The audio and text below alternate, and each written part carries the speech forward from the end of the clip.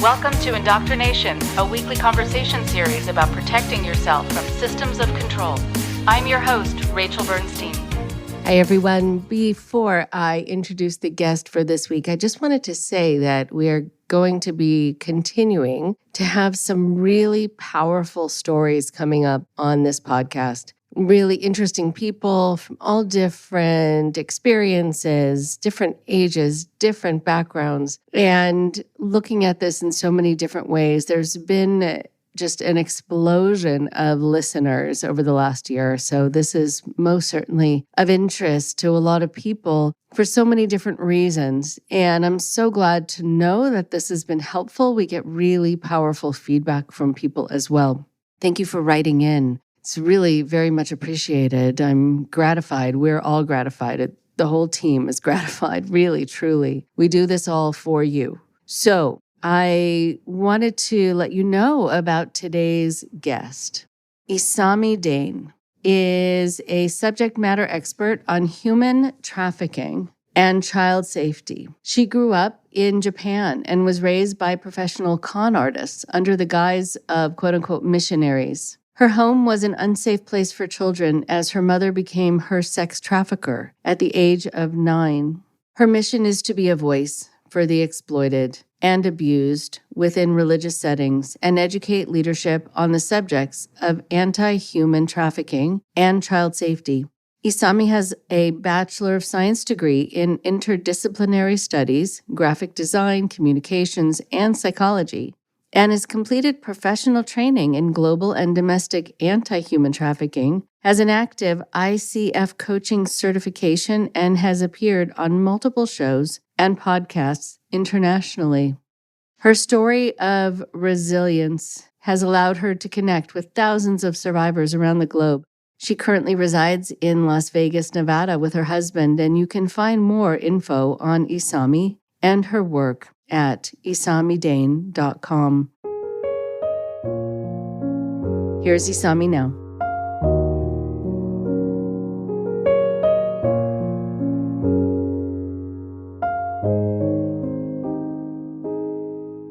It is so nice to speak to Isami Daehn, and thank you to Andrew, who does my social media, etc., for connecting us. It's really lovely. So if you can take a moment and just introduce yourself and what brings you to the show, and then we'll start talking. Yeah, of course. Thank you so much for having me on the show, Rachel. I really appreciate that. And what brings me to the show today is just my background with a lot of the IFB movement and the cult style upbringing that I had, as well as the abuse that came along with that environment. Unfortunately, I have gone through a lot of that as a kid and growing up in that environment. Unfortunately, there was a lot of manipulation with what was going on. I grew up in Japan all of my life until I was 17, and then I moved to the States. And my parents were there under the guise of missionaries. They did have somewhat of a ministry until I was about 15. Once I became a teenager, things started happening with local communities they were working with, and they learned how to really trick the system where they did little to no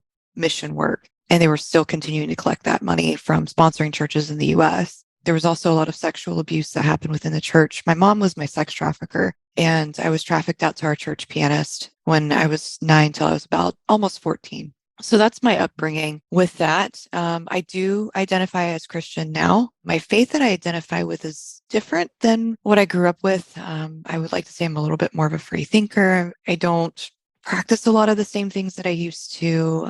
There's been a lot of deconstruction that's happened on my end. A lot of things that I've had to challenge that I thought were okay at one point, and having to really hold myself accountable for those behaviors. So that's been my upbringing and kind of where I'm at today, and why I'm so passionate about talking about these types of things. Okay. I'm glad that you're out of it. I mean, with hearing that story about being trafficked from 9 to 14 to this person, what was his role again in the church? So this is kind of the confusing part. The person, when I met them, did not identify as male. And so they were a church pianist. They were also my piano teacher. So it made things really complicated. Later on, there were some things, I can't put a name to what was going on, but there was a lot of things that were hidden from our church. So you might have heard of a Baptist church before. That's a denomination or sect of Christianity. And there is something called fundamental Baptist, which is a step, and then there's independent fundamental Baptist. That's another step off.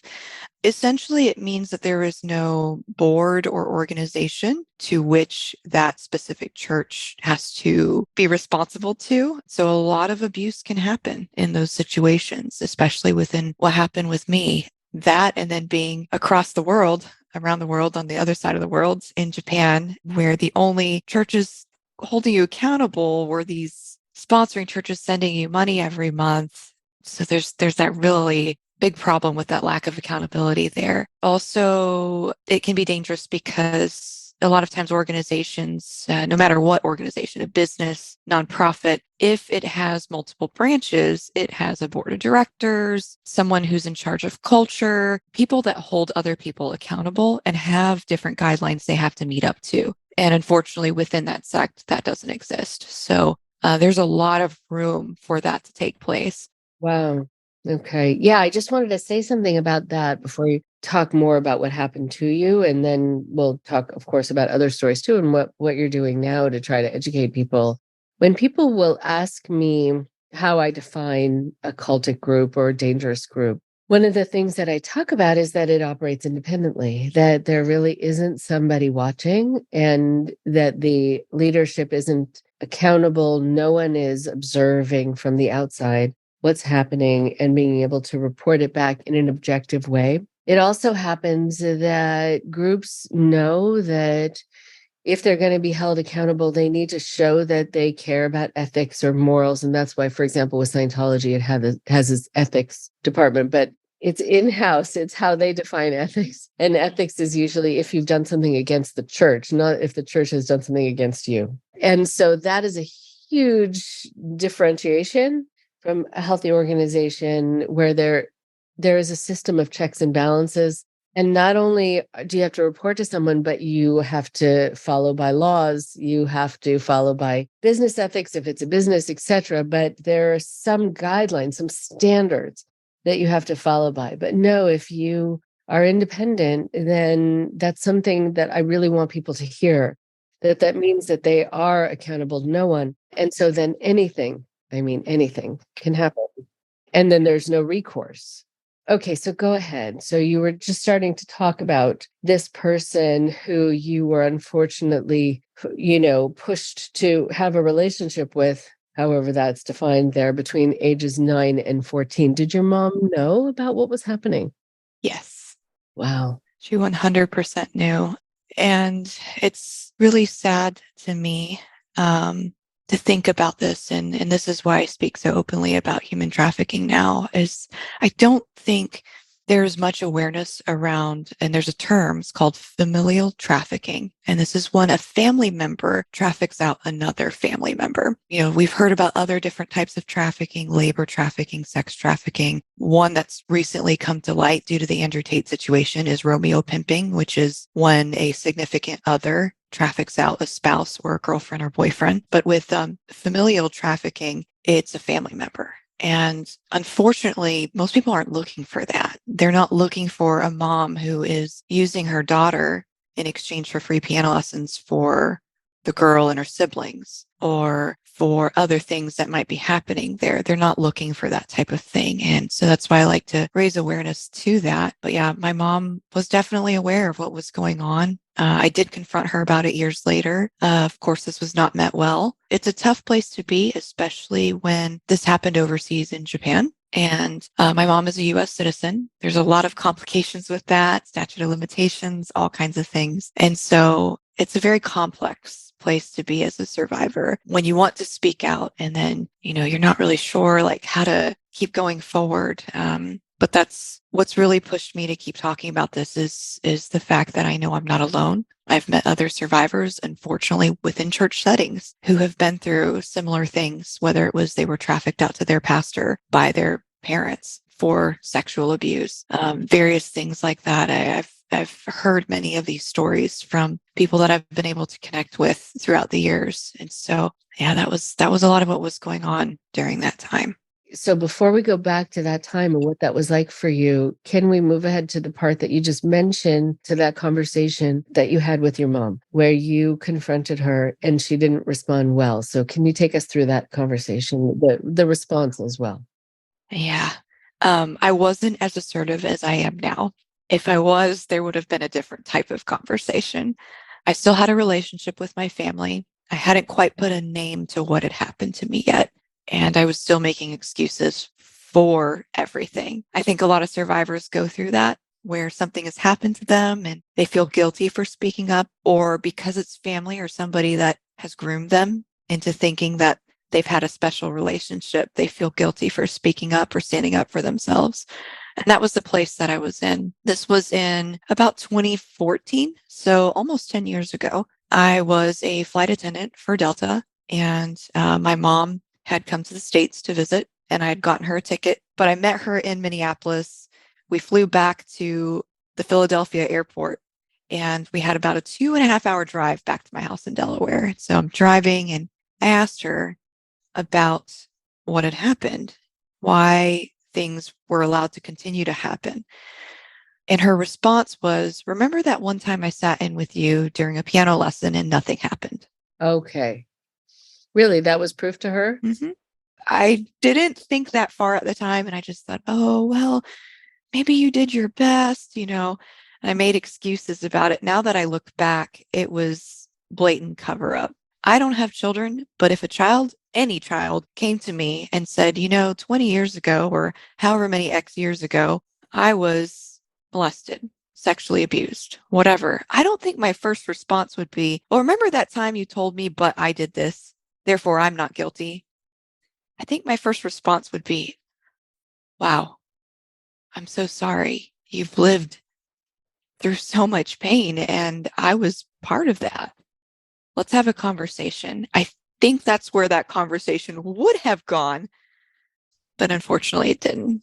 Right. So it sounds like she was just saying, I don't want to have to deal with this. And I don't want to have to look at it. I don't want to have to feel responsible. I do want to backtrack a little bit and say some of the sexual abuse did happen in front of her. Okay. So let's talk about that. And then now with a newfound voice, what the conversation would have been like that was different. So go ahead, tell me about that. Of course. So with the sexual abuse that happened, there was a lot more graphic things that I will not get into descriptively, but in front of my mother, there was groping, touching, fondling, that type of stuff. There's no way that would have been appropriate or excused. It was explicitly sexual. So there's no way she would have not known this. It was in front of her. The other types of things, those did happen behind closed doors, but there was no way she didn't know about what was going on since it did happen in front of her. That unfortunately was part of that. As far as a conversation, what would I tell myself from almost 9 years ago? I think I would have asked her to get out of my car. I was driving her home and, trying to set up this nice few days for her to be back in the States and all this. And I just wanted genuine answers to what was going on. And I think I would have told her to get out of my car.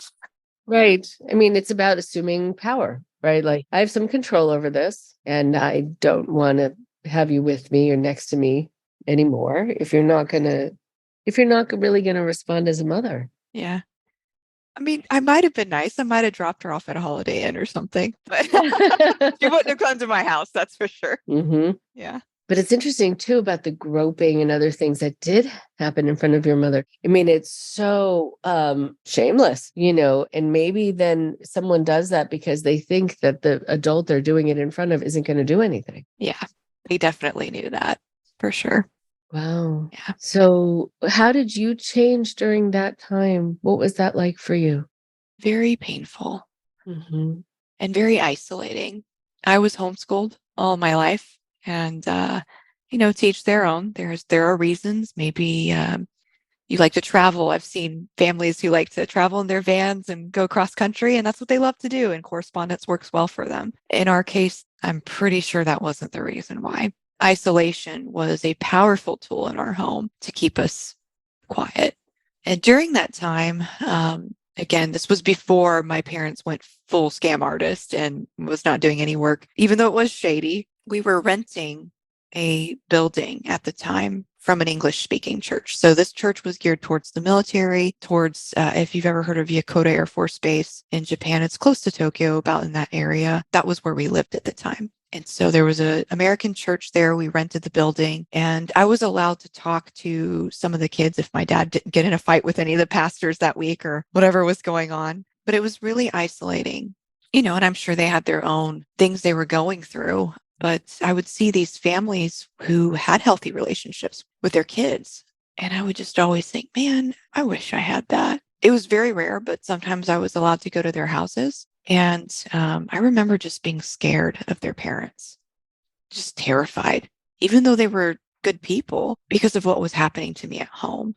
I look back now and I had so many strange behaviors that I did at some of these people's houses. Like they would be eating lunch together and I'd be scared to eat with them. And so I'd just hide in my friend's room, or I'd be scared to use the bathroom.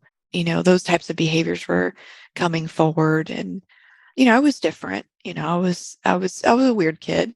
Most kids were nice to me, but it was lonely and isolating because I didn't even know how to express what was happening to me. I think I normalized it and just assumed, oh, everybody else's family is like this. That's how I survived through those years. Incredible.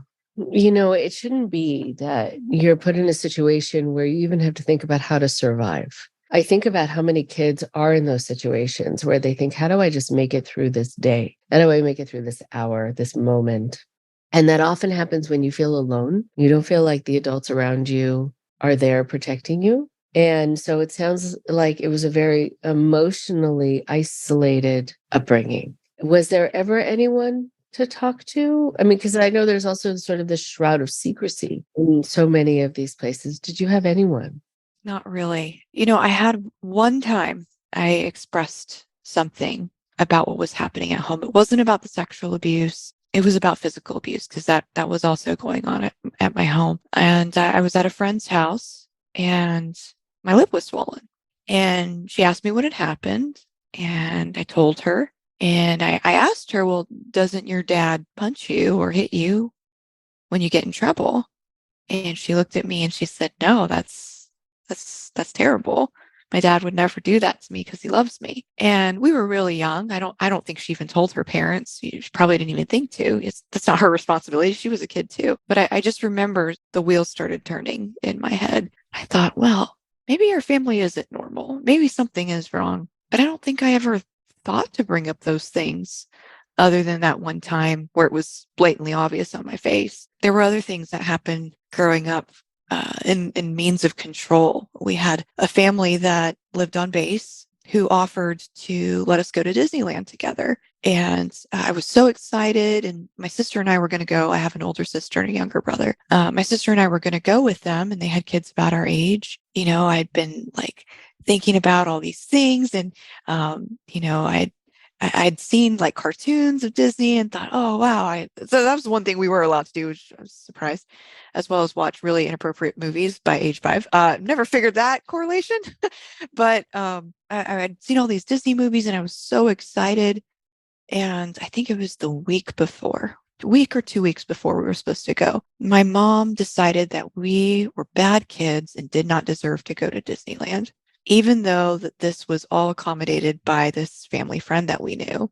And my sister and I have talked about this, and we both are asked ourselves, what did we do that week? We don't know. I think I was about a preteen at this time. So my sister would have been about 13 or 14. We have no idea what happened for our mom to just suddenly say, well, you're not going. You don't deserve to go. So there was so much control and manipulation that I think when we were in the moment of the abuse and sexual abuse, religious abuse, verbal abuse, physical, all of that, I don't think we stopped for a second and thought, oh, we don't deserve this. We never once thought that. And it's sad because I reflect back on the younger version of myself and even the younger version of my sister and my brother. And I think no kid deserves to go through that.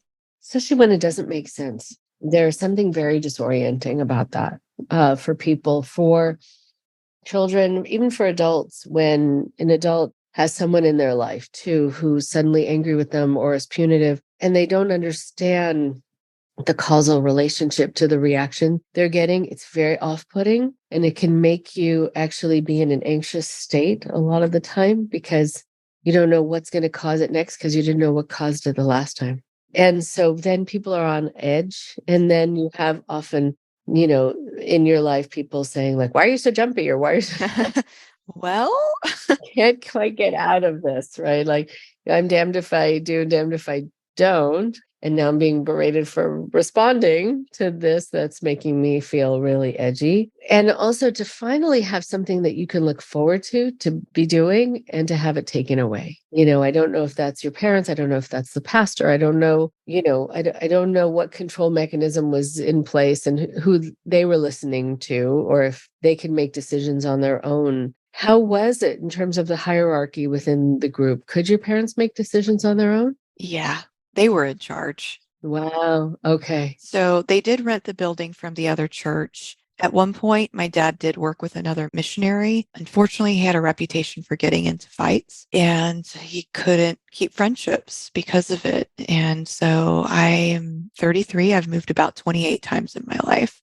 and a lot of it has to do with that. So it was strange too. I look back at these patterns and I think this is a really narcissistic way of making friends. It was a lot of the love bombing at first. So they would give people all these gifts to make people like them. And so no one would question what was going on. Or they'd invite them over for lunch or dinner and they'd make these really nice meals when normally throughout the week we didn't have a lot to eat. And as soon as something happened, they would blame the other person. It would be their fault if they were being held accountable. And like I mentioned earlier, the churches supporting them were all in the US at the time. And so there was no one there checking on them. They've also, my mom used to be, before she got married, she was part of an organization called BIMI, which is Baptist International Missions Incorporated, I believe is the phrase for that.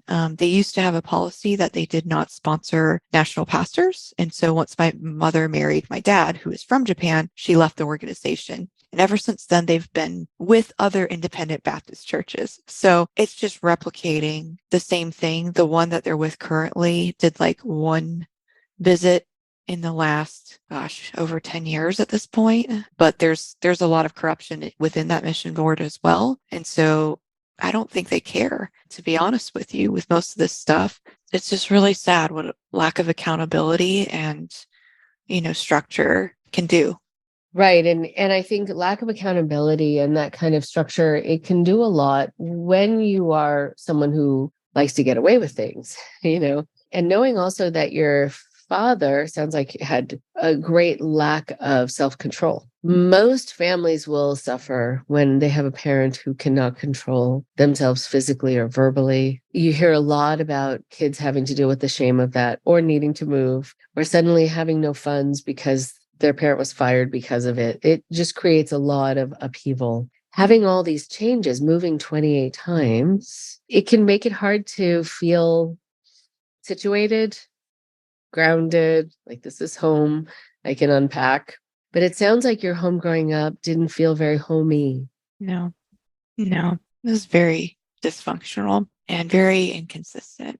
And I always had this feeling growing up that something's going to happen, or we're going to move, or we're just not going to stay here. And I have later learned that I have something called an anxious ambivalent attachment style, which I'm in the process of healing from that. And that's because of childhood trauma. But there was always this feeling of the other shoe is going to drop at some point. If something good is happening, something bad is coming, was always what was going on. And then when we traveled to the States to visit some of our sponsoring churches, that was a really unstable time as well. And for anyone listening who's not familiar with this term, missionaries often come back on what's called furlough. This means that they are coming back to the country of origin or where they were sent out from, or where they have the most sponsoring churches, to travel, give reports, communicate, kiss babies, put on a good show.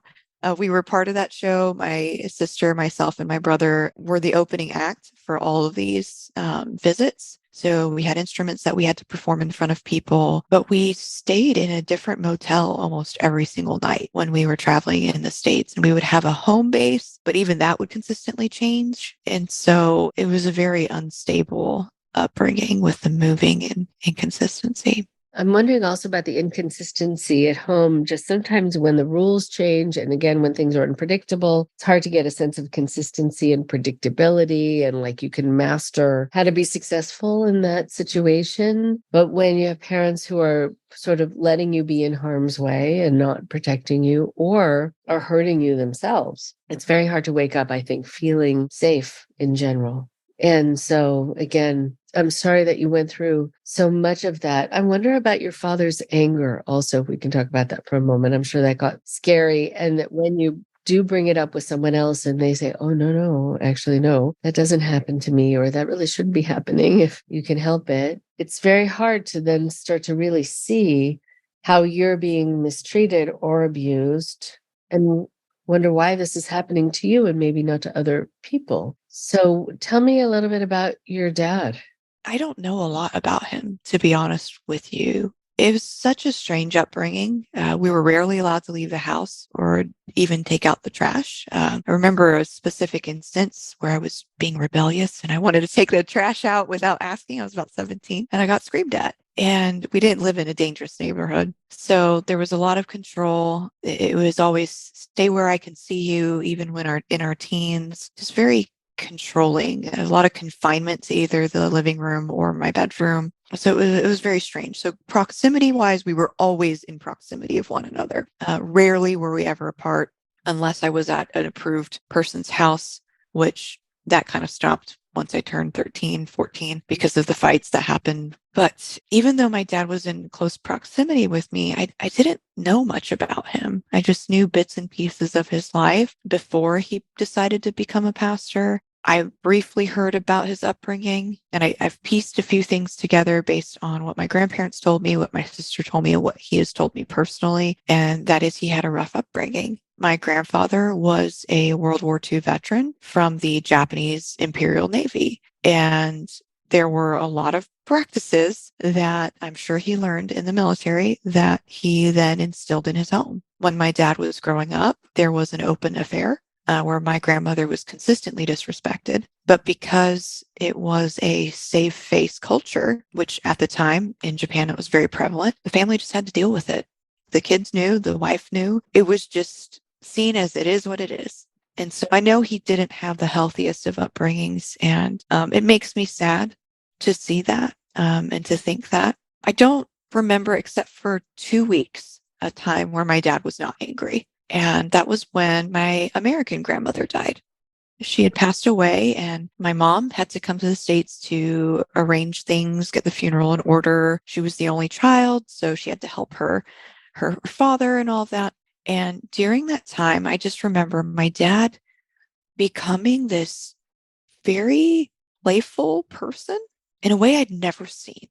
We had ice cream for dinner one time. He told us we could lick the bowl. He would make lunch for us, take us to the park, goof around. He took us to an arcade, which I'd never done before, all these things. And as soon as my mom came home, the fights started again. And I don't remember a time where he was just at peace after that and was just not angry or anxious in some way. I don't make excuses for my father because at some point, everyone makes a decision. We all do. If we know that we have a problem or a struggle with anger or some sort of behavior pattern that is hurting other people, and we are aware of that, there's a decision that we have to make.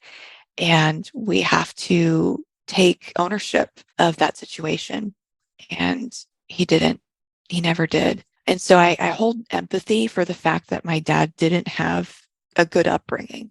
I can only imagine what he went through. But I also have that other side of that where the accountability is there on my end, where I can't have a relationship with him because of the abuse and because of the refusal to seek appropriate help. So it's sad that I look back and can only have 2 weeks of good memories with him, but they're still special, even though everything else wasn't. I'm sure they are special and very, very sweet in that it was rare and short lasting, but still, we drink in those moments. We need them. And we wish they could have lasted longer. it's hard to, because you see that he was capable of being that. That's hard. That's hard to look at. Yeah. And it saddens me because there were a lot of things that happened where could have been turning points. He had so much opportunity to do the right thing and he didn't. It's sad. My sister has a son and, he doesn't have any relationship with his grandchild. And so that makes me really sad. Oh, it's very hard. It's hard too, because it sounds like so much of what happened to was about anxiety and control. And based on what? It's not clear. I mean, for example, getting punished, getting screamed at for wanting to take the trash out. I mean, it's like every parent's dream. Hey, mom, hey, dad, can I take the trash out? What? That would be a gold star for you. But no, you got yelled at. And so it doesn't make sense, except if it's coming from this abject anxiety and based on what, I'm not sure. So much of that is also fostered by these churches, that there's sort of danger lurking around the corner Doomsday.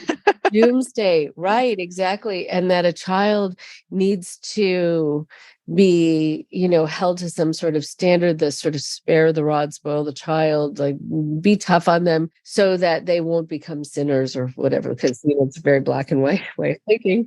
And so then you don't get a chance, I think, to be seen as the good kid that you were and that you are.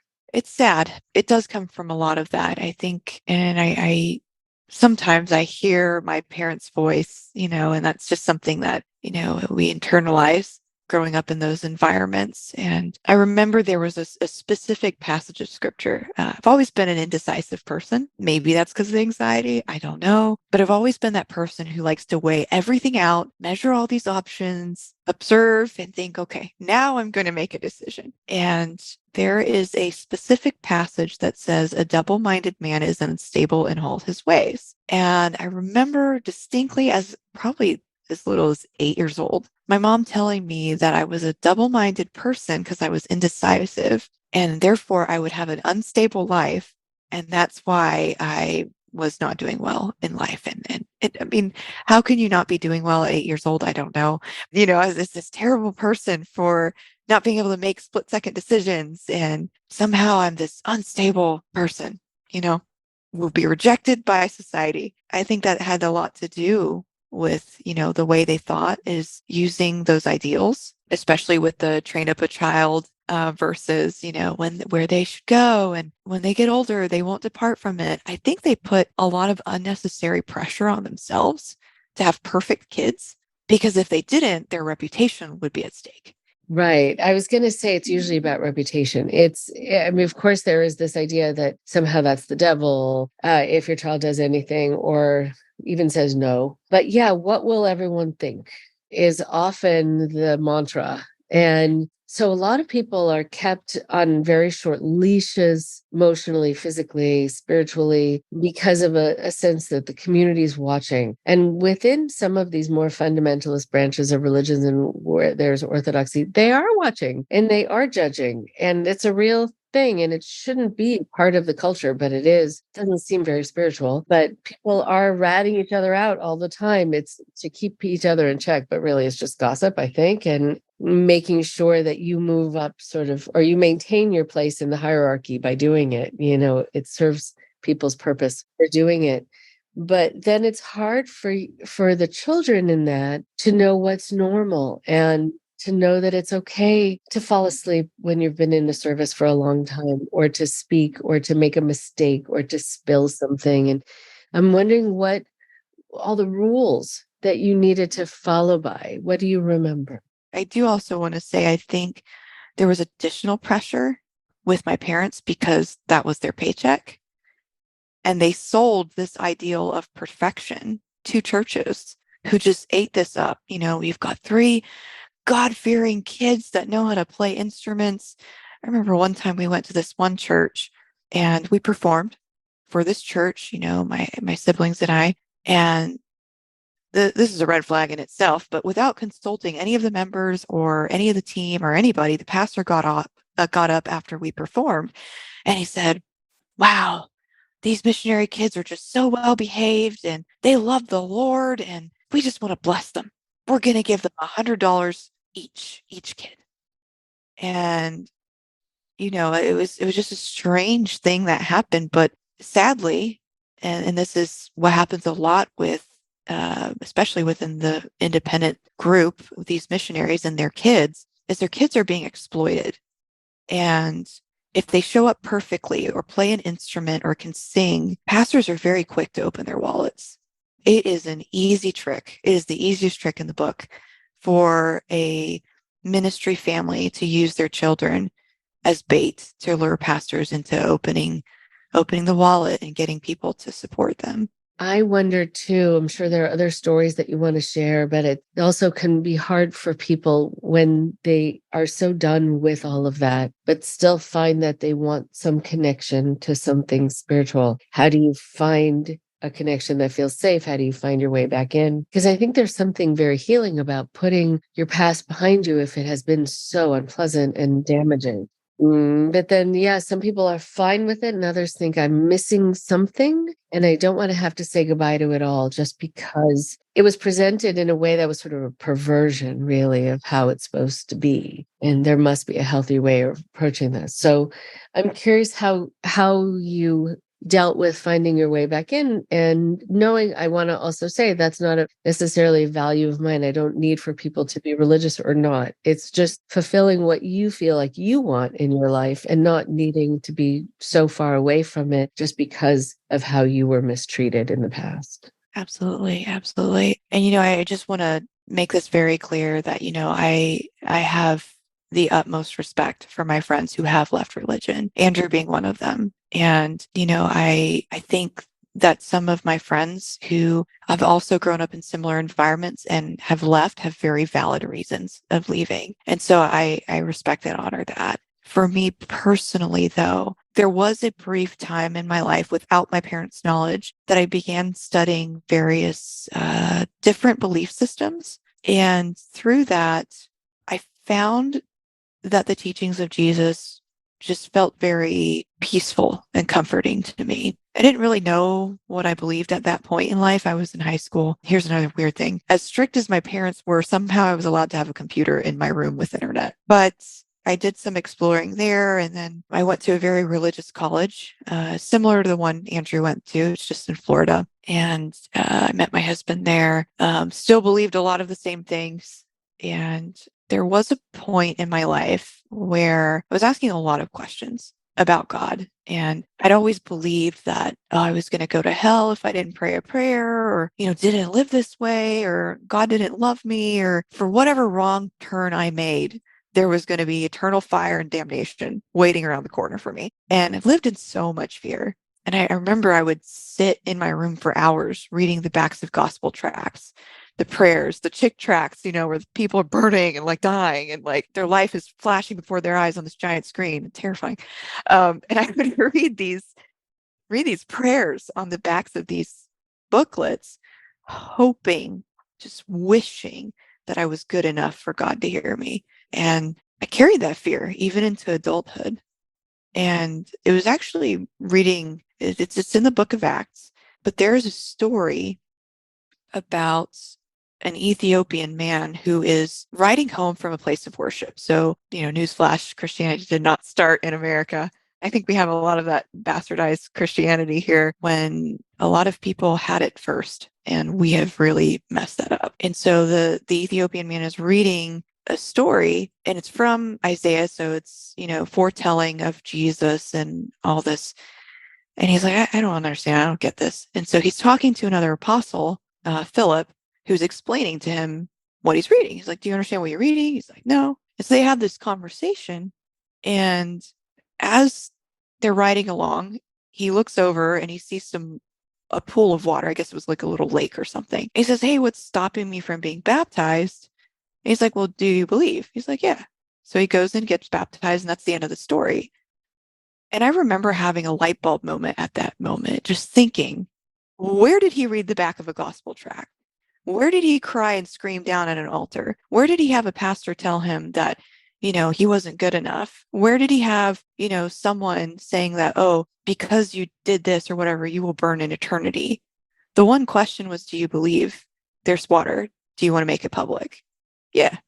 That was the end of the story. And I remember thinking, wow, I have been put under so much pressure to believe a specific way, to have a specific set of morals, to have specific guidelines, even to the point of accepting abuse to somehow be loved and accepted by God when there was none of that in this story. And something switched in my mind where I thought, if this is what it means to have a relationship with God or to explore this, maybe I'm wrong.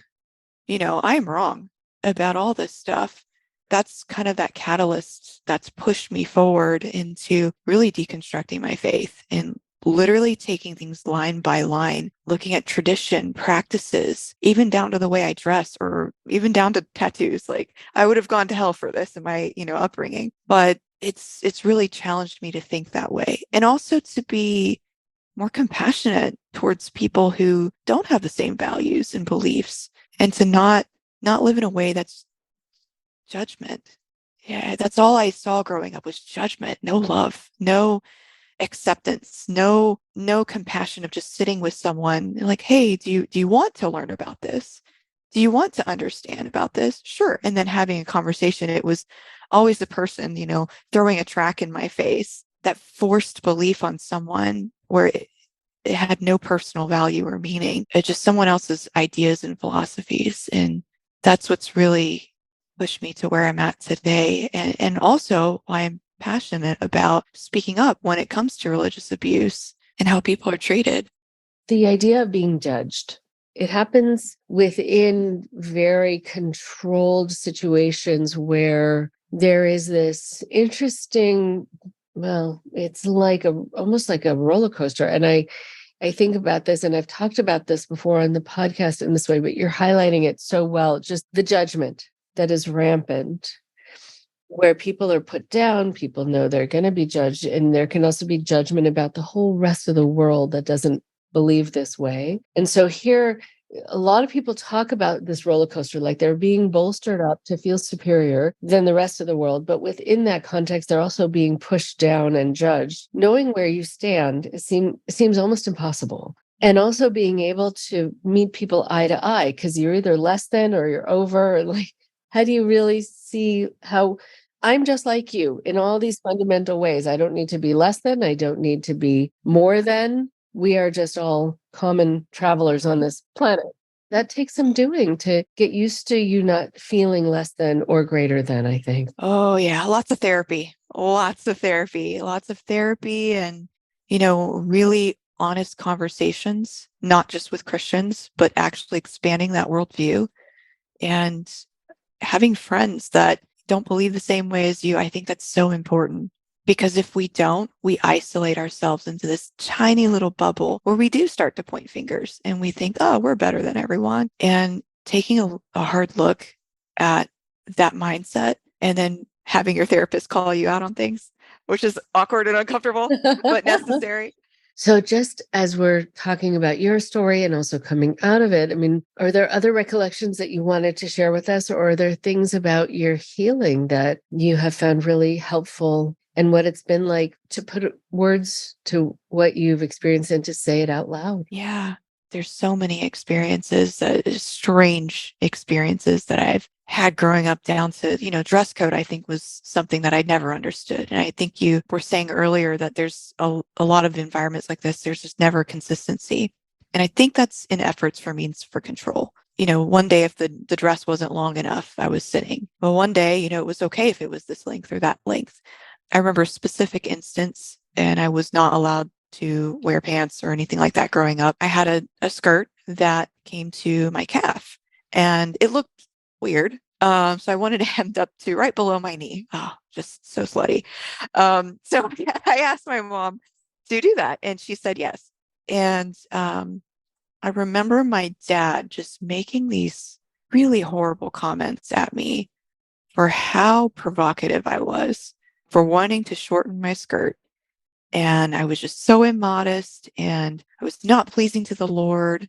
And there was just a lot of inconsistency. And a couple months later, I wore that same skirt and there was no repercussions. So it was hard navigating that.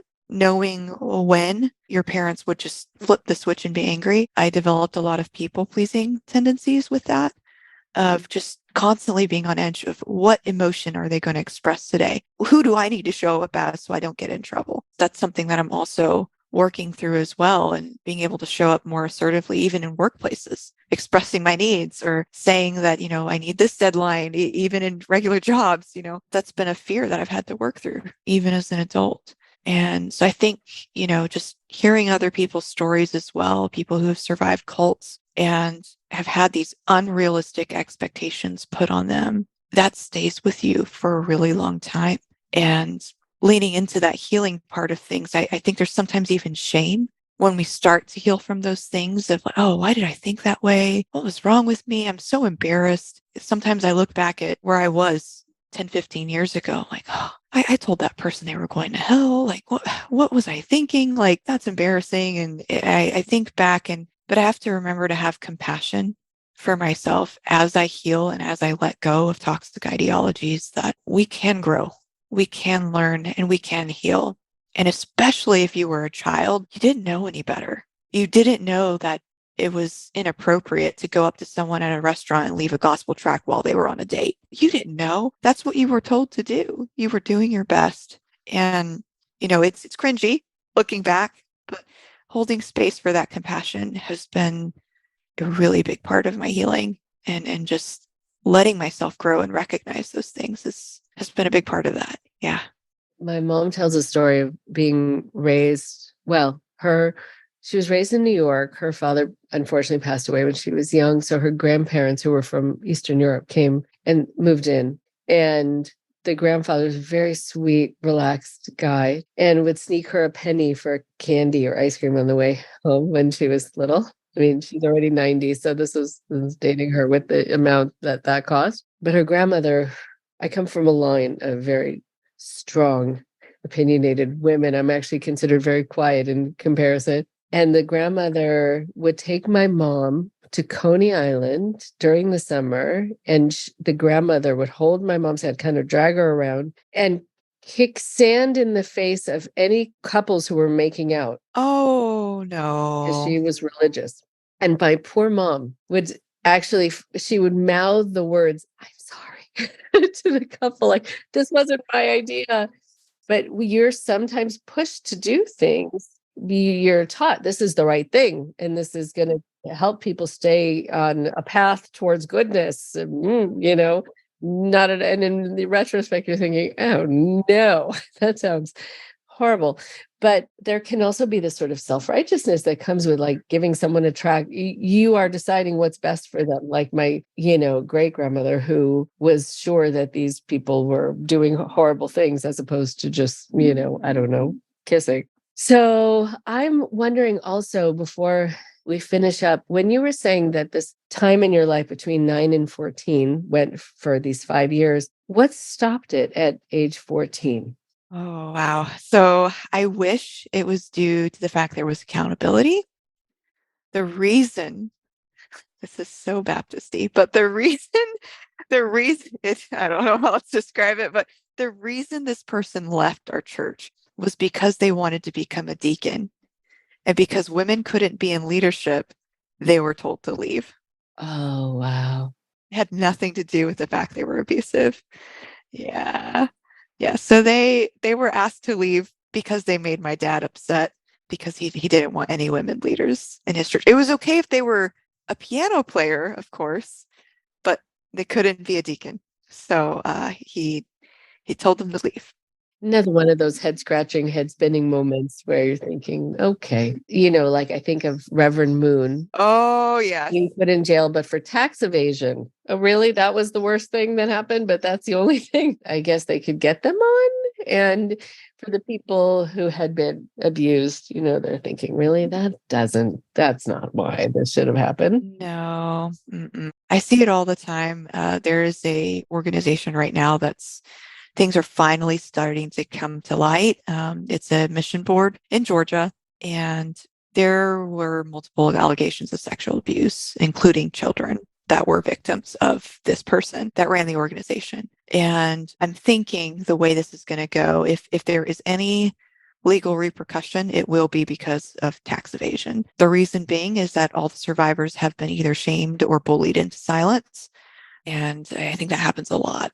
Does happen a lot. And so for you, part of your healing, it sounds like, has been to not be silenced and to not be silent. And so for others listening who may find themselves in situations like this or having been and are still on the path to trying to figure out how to either make sense of it, move on from it, feel strong, what's been helpful to you? What realizations, what things as part of your healing process have been fundamental in giving you strength? I think a couple different things, and this can be seen in a few different ways. And I want to be mindful that, not everyone chooses to stay within a religious realm. So I want to be respectful of that as well. But if you do identify as spiritual or Christian, I think there is that guilt of, oh, I'm going to ruin their ministry, or what about all the people they've done good for? And what about all these things that they're giving money to or charity organizations, and they hold all that responsibility and weight on themselves.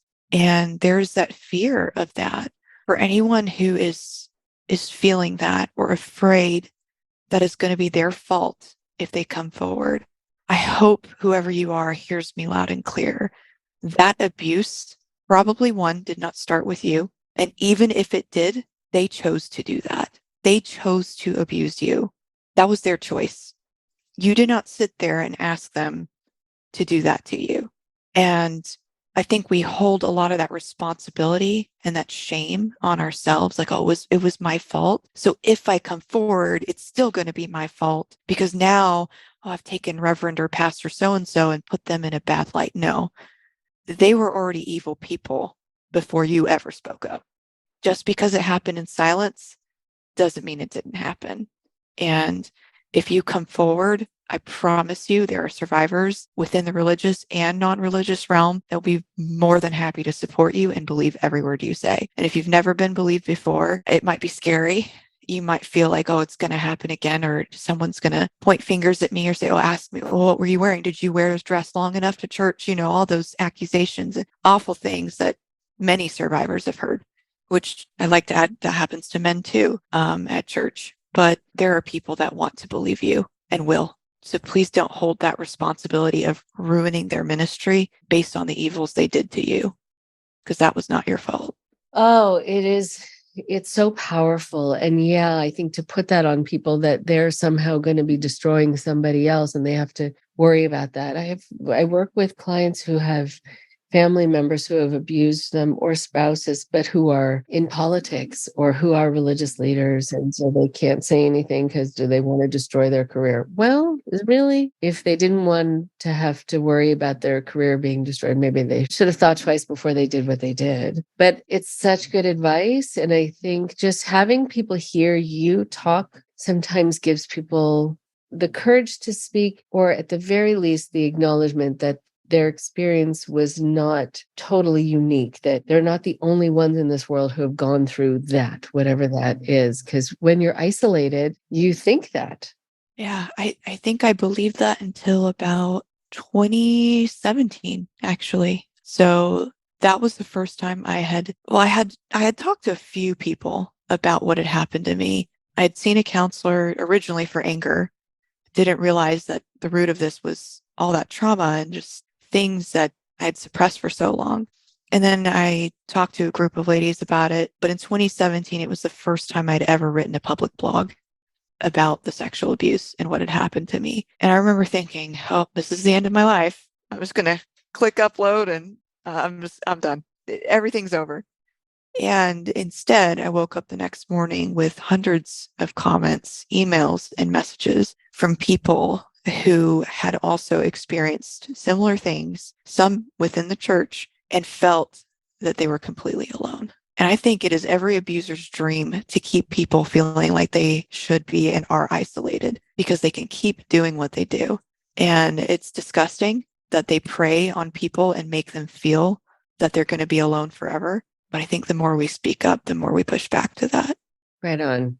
Isami, thank you. Thank you for sharing this with us, and for also being in a very lovely way this symbol of survival, of moving beyond a very dismal childhood in so many ways. I mean, I wish it were not that picture in my head, but it sounds like it was extremely difficult. And there was a lot of suffering and a lot of sadness, and more than anyone should have to bear. And I'm so happy you're in a happier place now in your life and are able to be in a relationship that I'm sure makes a lot more sense, and hopefully fulfills you in a lot of other ways. And now you get to be the person that you want to be also in the world, which is great, and have a voice. So thanks for sharing yours with us.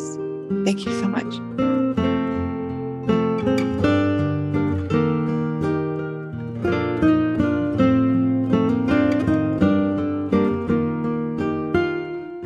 One more thing before you go.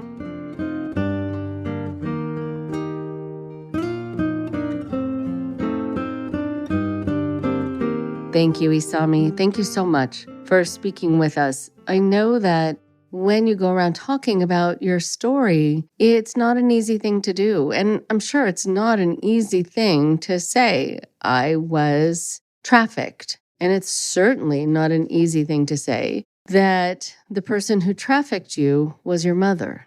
I mean, I don't know how you get past that. And certainly, as a therapist, I would hope to think that I could help people try, but that is a daunting task. When you are dealing with adults around you who are unsafe, it's hard to know if there is a place for you in this world that is safe.